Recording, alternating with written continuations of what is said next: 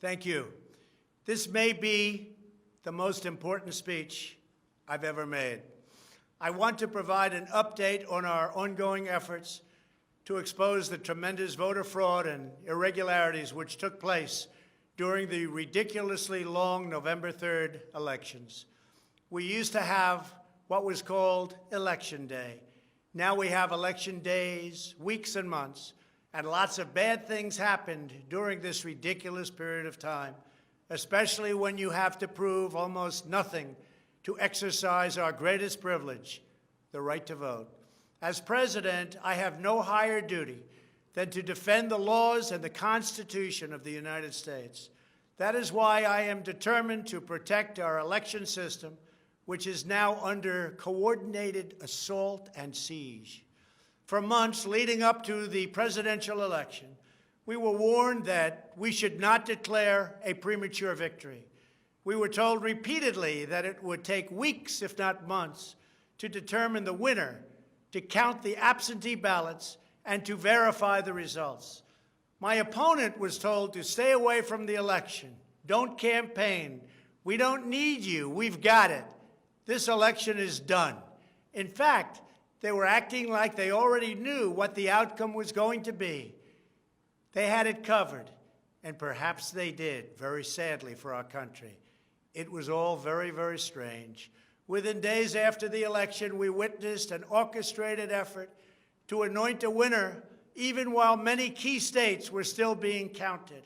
The constitutional process must be allowed to continue.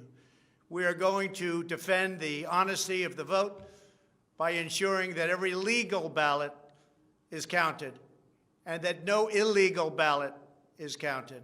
This is not just about honoring the votes of 74 million Americans who voted for me. It's about ensuring that Americans can have faith in this election and in all future elections. Today, I will detail some of the shocking irregularities, abuses, and fraud that have been revealed in recent weeks. But before laying out just a small portion of the evidence we have uncovered, and we have so much evidence, I want to explain the corrupt mail-in balloting scheme that Democrats systematically put into place that allowed voting to be altered, especially in swing states, which they had to win.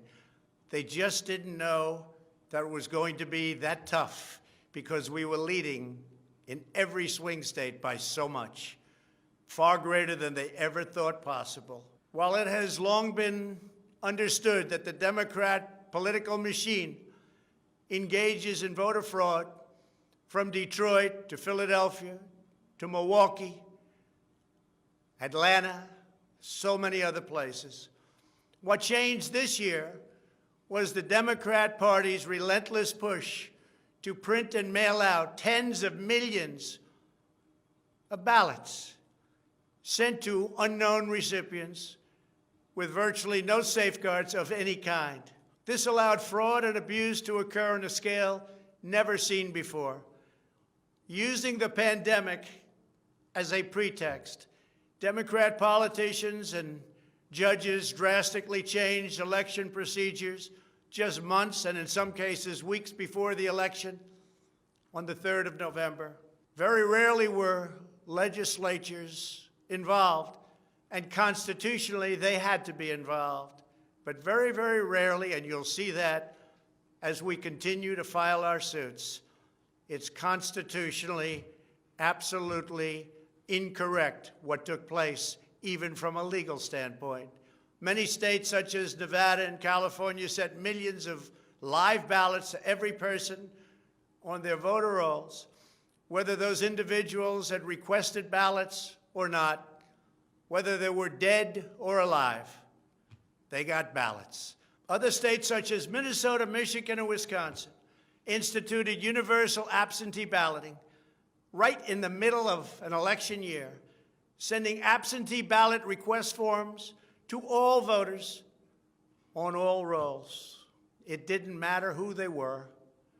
This colossal expansion of mail-in voting opened the floodgates to massive fraud. It's a widely known fact that the voting rolls are packed with people who are not lawfully eligible to vote, including those who are deceased have moved out of their state and even are non-citizens of our country. Beyond this, the records are riddled with errors, wrong addresses, duplicate entries, and many other issues.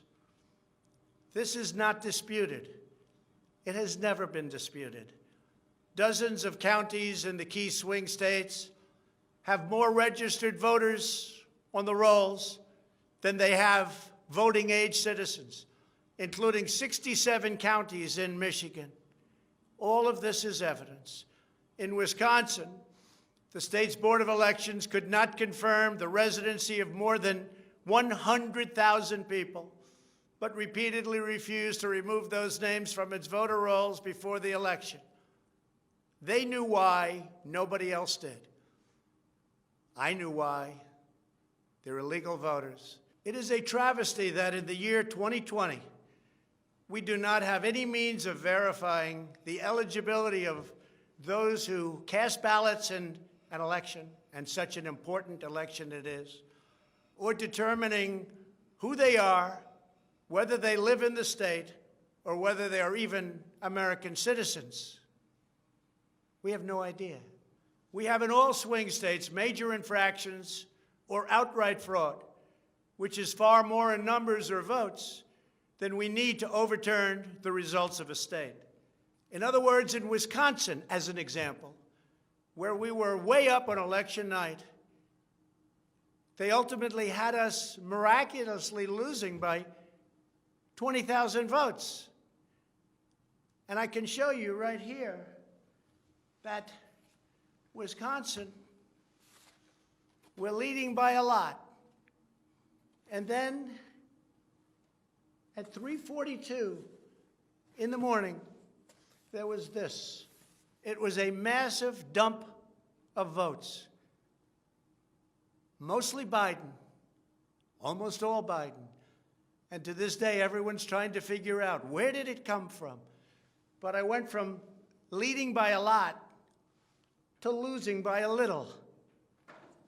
And that's right here. That's at 3:42 in the morning. That's Wisconsin. A terrible thing. Terrible, terrible thing. But we will have far more, many times more, than the 20,000 votes needed to overturn the state. If we are right about the fraud, Joe Biden can't be president. We're talking about hundreds of thousands of votes.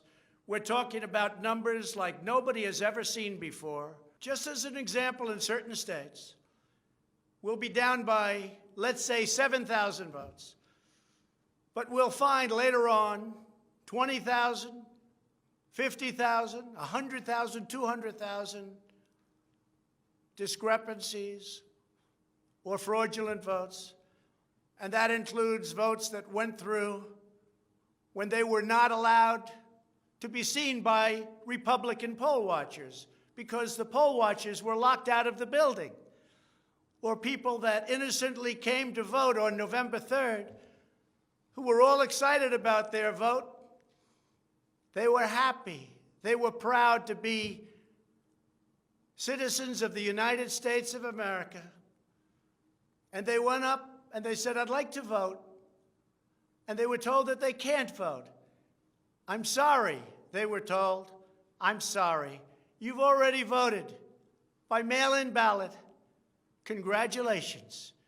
We received a ballot, so you can no longer vote. They didn't know what to do. They had no one to complain to. Most just left and said, that's strange. But many people complained and complained vehemently. And in a lot of cases, they filled out a provisional ballot, which was almost never used, but in virtually every case was a vote for Trump. In other words, they went in to vote, and they were told that they voted. And they didn't vote. And they left, and they felt horror. And they lost respect for our system. And this happened tens of thousands of times all over the country. That's how desperate the Democrats were. They would fill out ballots of people not even knowing if these people were going to show up. And when they did show up, they said, sorry, you've already voted. And on top of everything else, we have a company that's very suspect. Its name is Dominion. With the turn of a dial or the change of a chip, you can press a button for Trump and the vote goes to Biden. What kind of a system is this? We have to go to paper. Maybe it takes longer, but the only secure system is paper. Not these systems that nobody understands, including, in many cases, the people that run them, although unfortunately, I think they understand them far too well. In one Michigan county, as an example, that used Dominion systems, they found that nearly 6,000 votes had been wrongly switched from Trump to Biden. And this is just the tip of the iceberg. This is what we caught. How many didn't we catch? Are there hundreds of other examples throughout the country? Are there thousands? We just got lucky, and they called it a glitch. But we found numerous glitches that evening. 96% of the company's political donations went to Democrats, not surprisingly. And frankly, when you look at who's running the company, who's in charge, who owns it, which we don't know, where are the votes counted, which we think are counted in foreign countries, not in the United States, Dominion is a disaster. Election authorities in Texas have repeatedly blocked the deployment of Dominion systems due to concerns about security vulnerabilities and the potential for errors and outright fraud. Every district that uses Dominion systems must be carefully monitored and carefully investigated, but not only for the future. Right now, we're worried about the present and what went on with an election that we won without question. Under my lead, the Republicans won almost every state house in the United States, which they weren't expected to do. We won up to 16 seats in the House. The numbers are still being tabulated because there are 9 seats that nobody really knows. They don't know. They're still, 2 weeks later, still under consideration because it's a mess. Republicans were supposed to lose many seats, and instead they won those seats in the House. And a very important election that's coming up will determine whether or not we hold the Senate.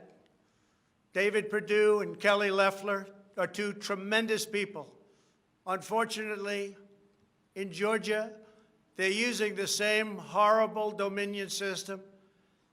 And it's already been out that hundreds of thousands, think of it, hundreds of thousands of absentee ballots have been requested.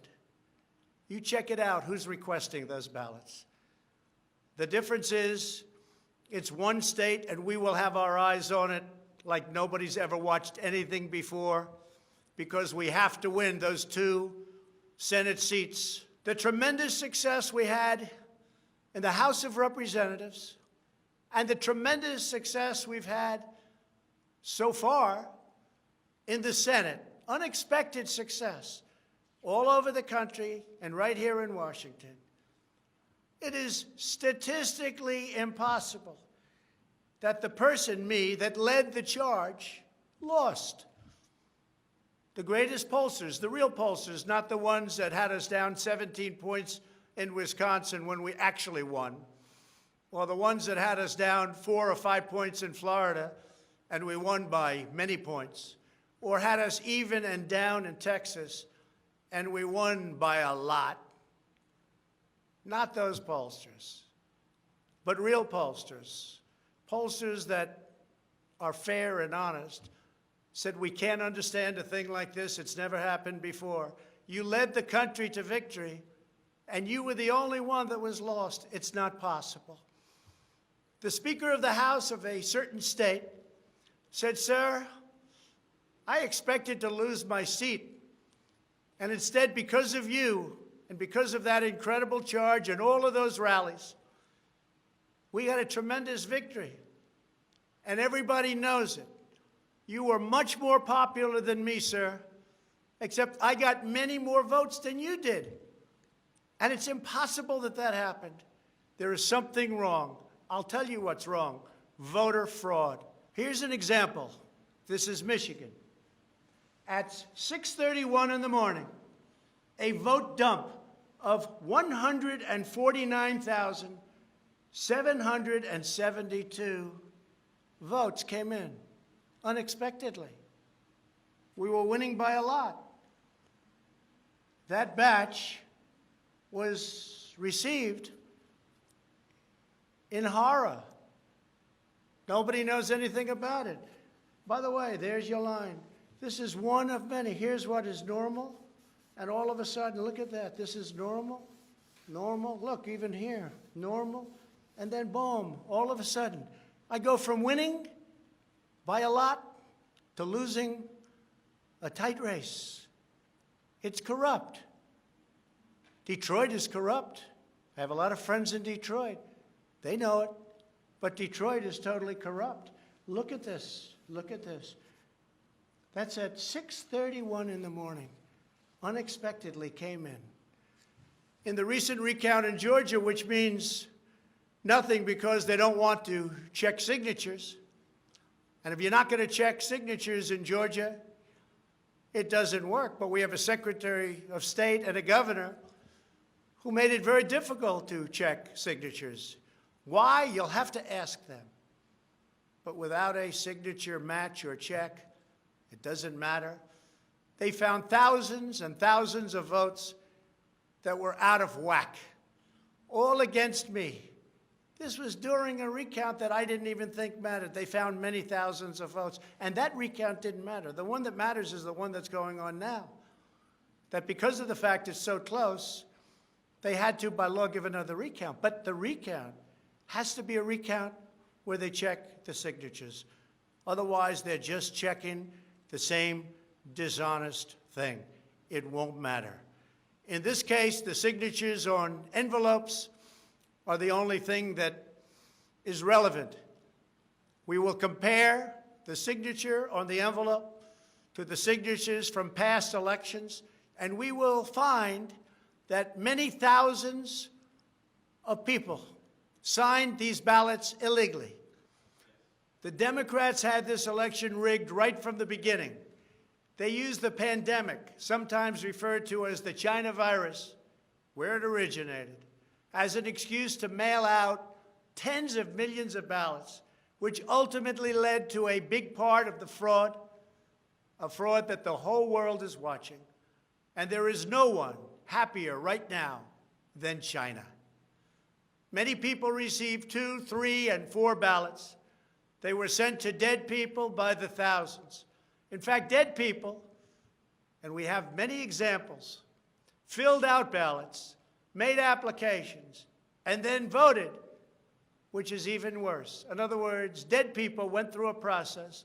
Some have been dead for 25 years. Millions of votes were cast illegally in the swing states alone. And if that's the case, the results of the individual swing states must be overturned, and overturned immediately. Some people say that's too far out. That's too harsh. Well, does that mean we take a president, and we've just elected a president, where the votes were fraudulent? No, it means you have to turn over the election. And everybody knows, without going much further, and they've seen the evidence, but they don't want to talk about it, what a disaster this election was. A total catastrophe. But we're going to show it, and hopefully the courts, in particular, the Supreme Court of the United States, will see it, and respectfully, hopefully they will do what's right for our country, because our country cannot live with this kind of an election. We could say, let's go on to the next one, but no, we have to look also at our past. We can't let this happen. Maybe you'll have a revote, but I don't think that's appropriate. When those votes are corrupt, when they're irregular, when they get caught, They're terminated, and I very easily win. In all states, I very easily win these swing states, just like I won them at 10 o'clock in the evening of the election. So we're not looking to show you 25 faulty or fraudulent votes, which don't mean anything because it doesn't overturn the state, or 50 or 100. We're showing you hundreds of thousands, far more than we need, far more than the margin, far more than the law requires. We can show many times what is necessary to win the state. The media knows this, but they don't want to report it. In fact, they outright refuse to even cover it because they know the result if they do. Even what I'm saying now will be demeaned and disparaged, but that's okay. I just keep on going forward because I'm representing 74 million people, and in fact, I'm also representing all of the people that didn't vote for me. The mail-in voting scam is the latest part of their 4-year effort to overturn the results of the 2016 election, and it's been like living in hell. Our opponents have proven many times, again and again, that they will say and do anything to get back into power. The corrupt forces who are registering dead voters and stuffing ballot boxes are the same people who have perpetrated one phony and fraudulent hoax after another. You've been watching it now for 4 years. These entrenched interests oppose our movement because we put America first. They don't put America first. And we're returning power to you, the American people. They don't want America first. They only want power for themselves. They want to make money. That's why they don't want me as your president. I've been investigated from soon after I announced I was running for president, when I immediately went to #1 in the Republican primary polls. The investigations never stopped. They went on for 4 years. And I won them all. I beat them all. Russia, Russia, Russia. The impeachment hoax, and so much more. Robert Mueller spent $48 million of taxpayer money investigating me for 2.5 years, issued over 2,800 subpoenas, executed nearly 500 search warrants, issued 230 orders for communications records, and conducted 500 witness interviews, all looking to take me down. There was no collusion in the end, none whatsoever. Senator Marco Rubio, the head of the Senate Intelligence Committee, stated the committee found no evidence that then-candidate Donald Trump or his campaign colluded with the Russian government. And I thank Senator Rubio for that statement.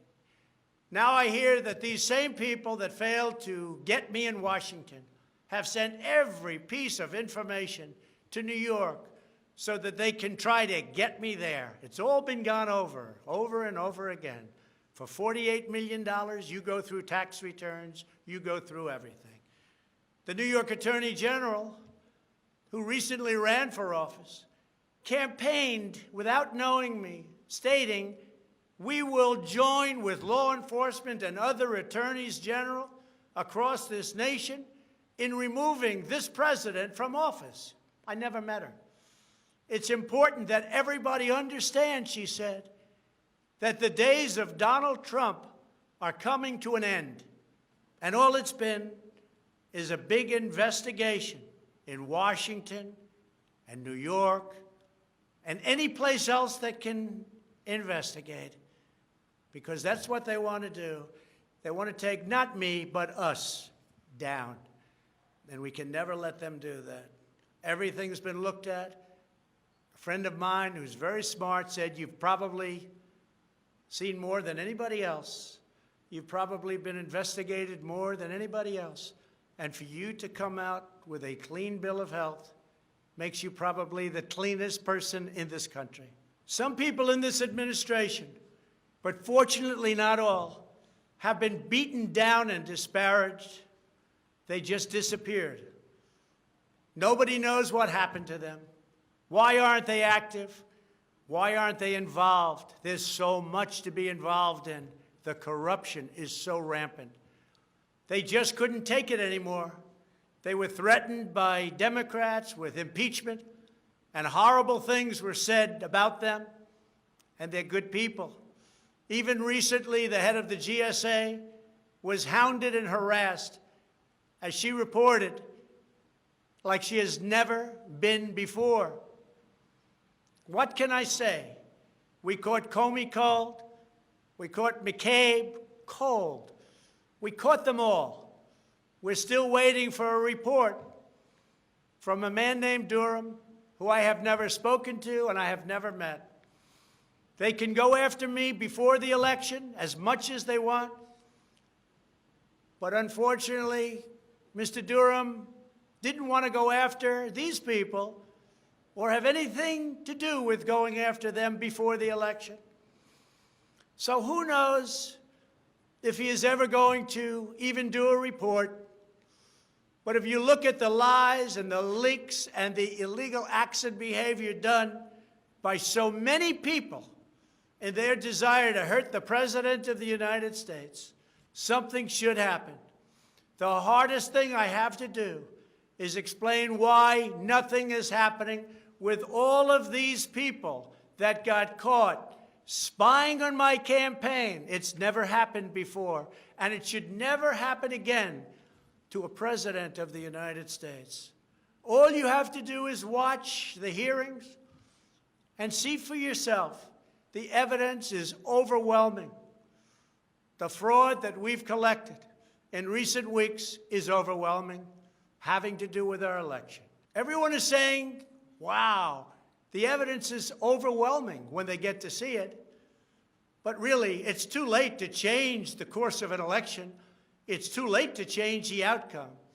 In fact, there is still plenty of time to certify the correct winner of the election. And that's what we're fighting to do.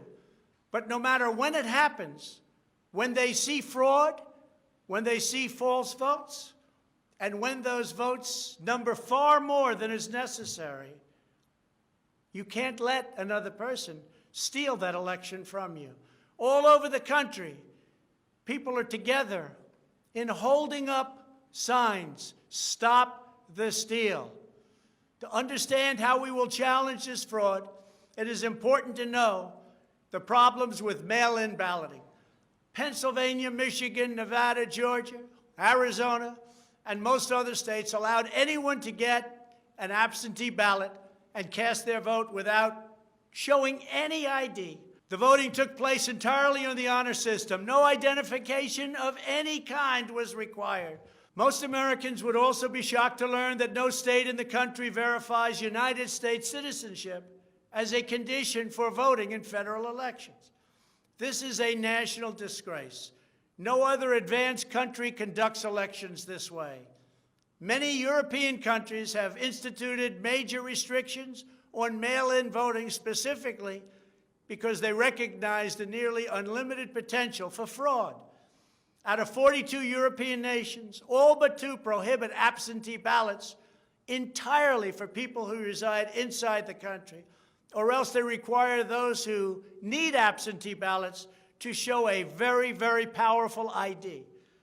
Throughout the Democrat effort to dramatically expand mail-in voting, the Democrat Party leaders were also feverishly working to block measures designed to protect against fraud, such as signature verification, residency verification, or voter ID. And citizenship confirmation was almost unthought of that we should ask for it. Can you believe this? These are not the actions of people who want fair elections. These are the actions of people who want to steal elections, who are willing to create fraud. The only conceivable reason why you would block common sense measures to verify legal eligibility for voting is you are trying to encourage, enable, solicit, or carry out fraud. It is important for Americans to understand that these destructive changes to our election laws were not a necessary response to the pandemic. The pandemic simply gave the Democrats an excuse to do what they have been trying to do for many, many years. In fact, the very first bill that House Democrats introduced when Nancy Pelosi became Speaker was an attempt to mandate universal mail-in voting and eliminate measures such as voter ID, which is so necessary. Dramatically eroding the integrity of our elections was the Democrats' #1 priority for a simple reason. They wanted to steal the 2020 presidential election. All of the Democrat efforts to expand mail-in balloting laid the groundwork for the systematic and pervasive fraud that occurred in this election. In Pennsylvania, large amounts of mail-in and absentee ballots were processed illegally and in secret in Philadelphia and Allegheny counties without our observers present. They were not allowed to be present. In fact, they weren't even allowed in the same room. They were thrown out of the building, and they looked from outside in, but they had no way of even seeing because there were no windows, and the windows that were there were boarded up. Democrats even went to the Pennsylvania Supreme Court to block observers from receiving access.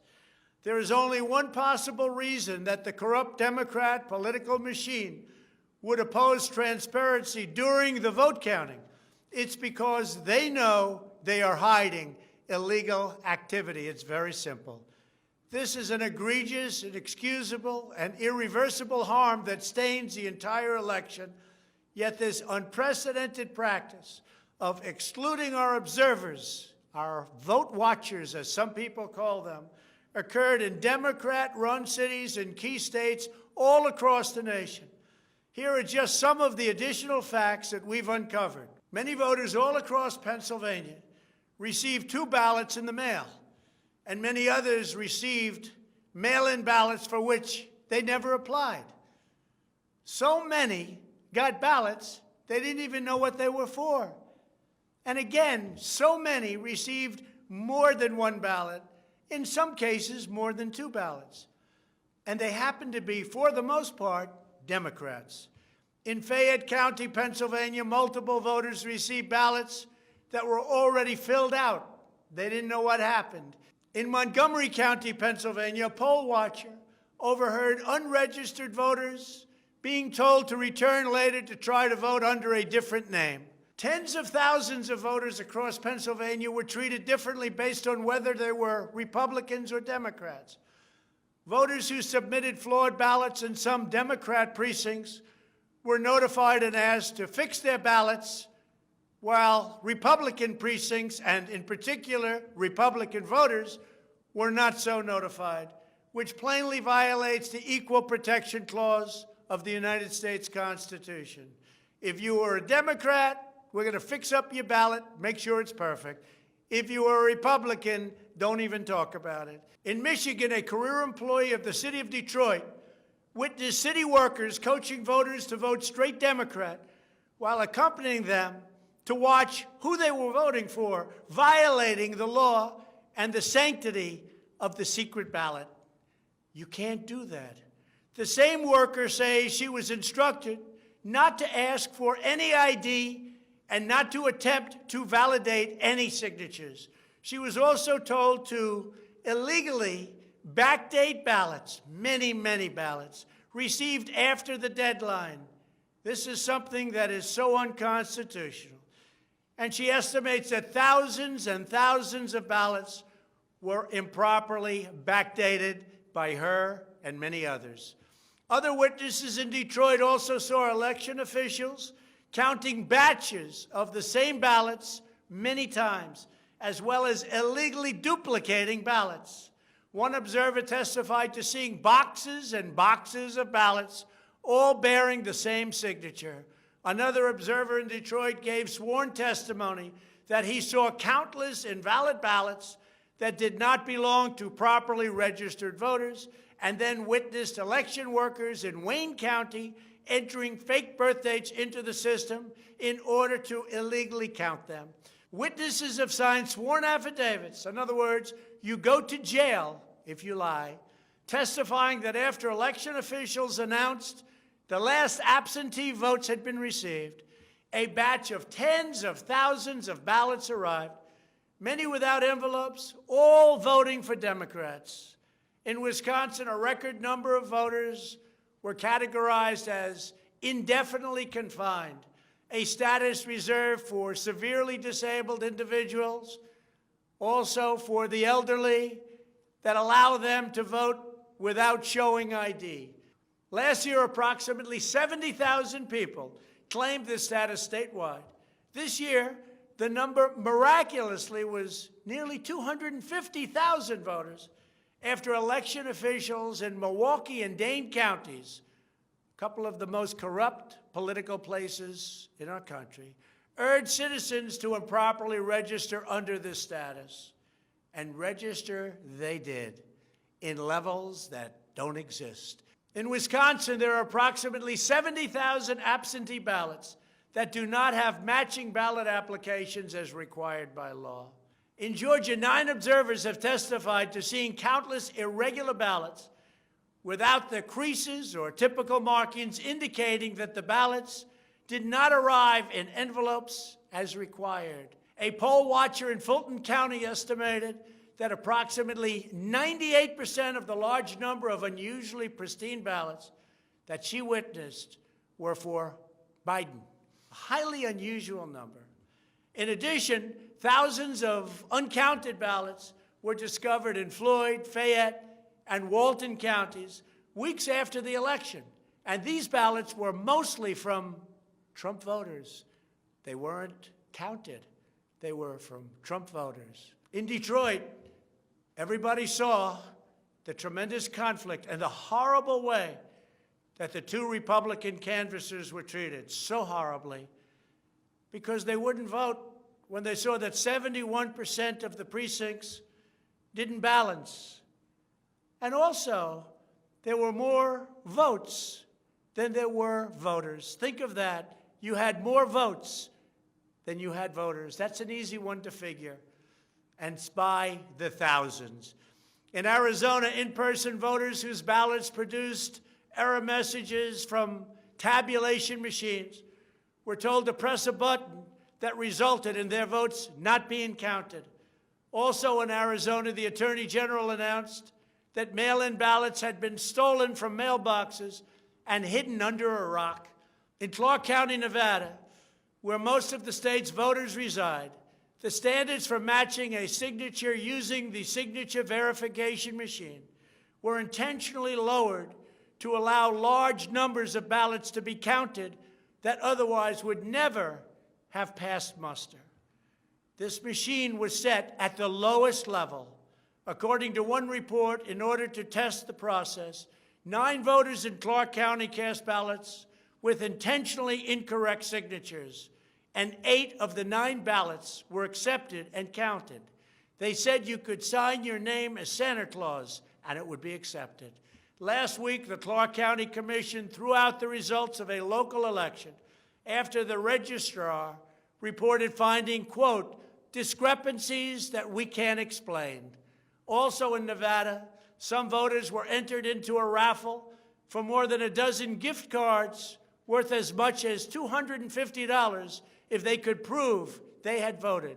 This took place on Indian reservations. One of the most significant indications of widespread fraud is the extraordinarily low rejection rates for mail-in ballots in many key states. These are the states that I had to win.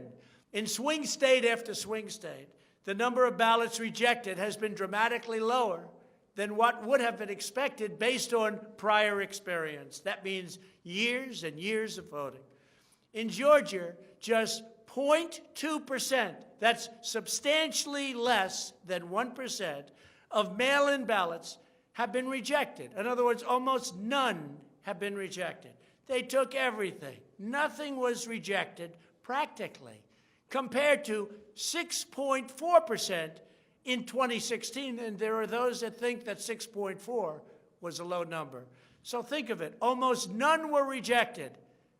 And the previous election, 6.4% were rejected. We have seen similar declines in Pennsylvania, Nevada, and Michigan.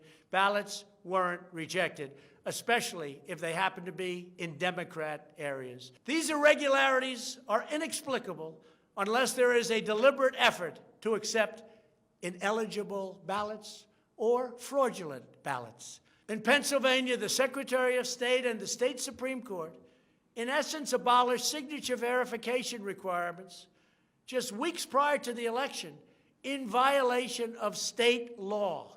You're not allowed to do that. It has to be approved by the legislature. A judge can't do it, a state can't do it, an official can't do it. The only one that can do it is the legislature. The reason for this is clear.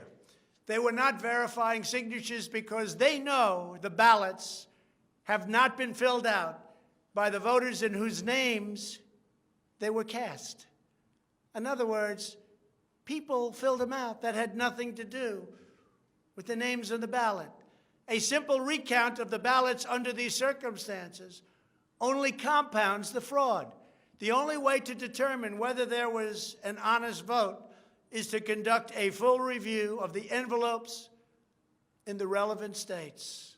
You will find that many of them, tens of thousands, have fraudulent signatures. A full forensic audit is required to ensure that only legal ballots from lawfully registered voters that were properly cast are included in the final count. This election is about great voter fraud, fraud that has never been seen like this before. It's about poll watchers who were not allowed to watch. So illegal. It's about ballots that poured in, and nobody but a few knew where they came from, but they were counted, and they weren't for me. It's about big leads on election night, tremendous leads, leads where I was being congratulated for a decisive, easy victory, and all of a sudden, by morning or a couple of days later, those leads rapidly evaporated. It's about numbers of ballots that were sent that nobody knew where they came from. It's about machinery that was defective, machinery that was stopped during certain parts of the evening, miraculously to open with more votes. It was about many other things, but above all, it was about fraud. This election was rigged. Everybody knows it. I don't mind if I lose an election, but I want to lose an election fair and square. What I don't want to do is have it stolen from the American people. That's what we're fighting for, and we have no choice to be doing that. We already have the proof, we already have the evidence, and it's very clear. Many people in the media and even judges so far have refused to accept it. They know it's true. They know it's there. They know who won the election. But they refuse to say, you're right. Our country needs somebody to say, you're right. Ultimately, I am prepared to accept any accurate election result. And I hope that Joe Biden is as well. But we already have the proof. We already have tens of thousands of ballots more than we need to overturn all of these states that we're talking about. This is an election for the highest office in the greatest country in the history of the world. Every reasonable American should be able to agree, based on what we have already documented, that we need a systematic analysis of the mail-in ballots to review the envelopes. It's about the signature. And if they're on the envelopes, we can only review the envelopes, and that will tell us everything. This is the absolute minimum we should expect. This is not just about my campaign, although it has a lot to do with who's going to be your next president. This is about restoring faith and confidence in American elections. This is about our democracy and the sacred rights that generations of Americans have fought, bled, and died to secure. Nothing is more urgent or more important. The only ballots that should count in this election are those cast by eligible voters who are citizens of our country, residents of the states in which they voted, and who cast their ballots in a lawful manner before the legal deadline. Moreover, we must never again have an election in which there is not a reliable and transparent system to verify the eligibility, identity, and residency of every single person who casts a ballot, a very, very cherished ballot. Many very smart people have congratulated me on all we've done. The biggest tax cuts in history, regulation cuts, the biggest in history. We rebuilt our military. We took care of our vets like never before. Space Force, and so much more. But then they went on to say, as big and as important as these events were, the single greatest achievement in your presidency will be exactly what you're doing right now, voter integrity for our nation. It's more important than any of the things that we discussed. If we don't root out the fraud, the tremendous and horrible fraud that's taken place in our 2020 election, we don't have a country anymore. So with the resolve and support of the American people, we will restore honesty and integrity to our elections, and we will restore trust in our system of government. Thank you, God bless you, and God bless America.